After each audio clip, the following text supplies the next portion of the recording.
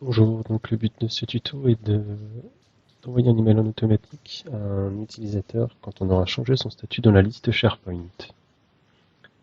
Donc pour commencer, voici une liste SharePoint avec des utilisateurs, toute simple, une colonne email, il est lié, une colonne pour le lier à l'utilisateur de l'Active Directory de l'université, et une colonne statut. Dans la colonne statut, 3 états simples, c'est une colonne de choix, état 1, état 2, état 3, état 1, rien ne se passe, état 2, un email est envoyé à l'utilisateur en prenant la valeur dans la colonne email. Et l'état 3, un email est envoyé à l'utilisateur en prenant la valeur dans la colonne unige email, donc l'email fourni par l'unige. Voilà, tout simple. Donc au niveau du flux, on commence par créer un flux. Ensuite, ce flux va être déclenché par un trigger qui s'appelle comme ceci, when an item or file is modified. On sélectionne le site SharePoint concerné, la liste SharePoint. Au niveau des autres options, elle reste vide.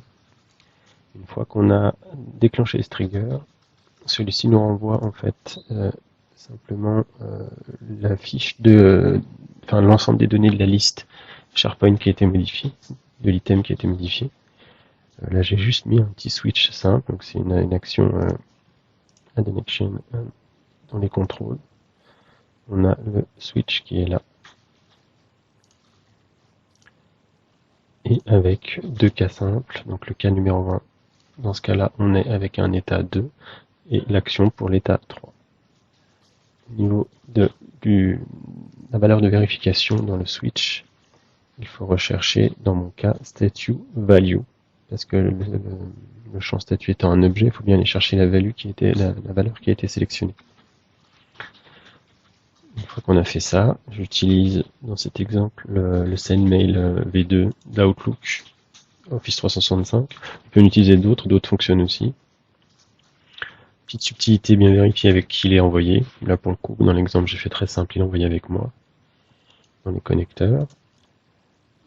L'expéditeur, on va chercher, donc dans l'état 2, c'est le champ email de la colonne email. Donc on regarde bien ici qu'on est dans les données qui viennent du trigger originel, celui-ci. Si on avait d'autres étapes, ça pourrait être ailleurs. Et donc là, je sélectionne email. Un petit texte, le contenu customisé.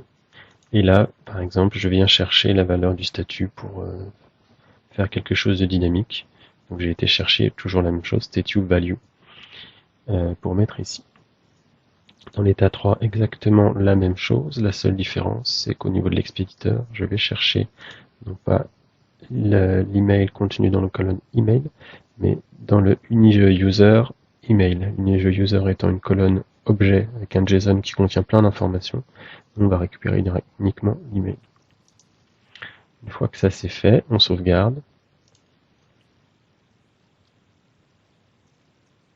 Tac. Donc là on voit qu'on a sauvegardé, tout est bon. On peut faire un test, comme c'est un trigger, on est obligé de le mettre en manuel. On va le laisser travailler.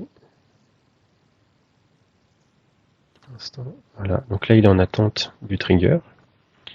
Je reviens sur mon utilisateur, je l'édite. Et là, dans le statut, j'avais déjà fait des tests avant, donc j'étais en état 3. Je vais me mettre en état 2, par exemple, enregistré. On voit bien ici qu'il y a un état 2.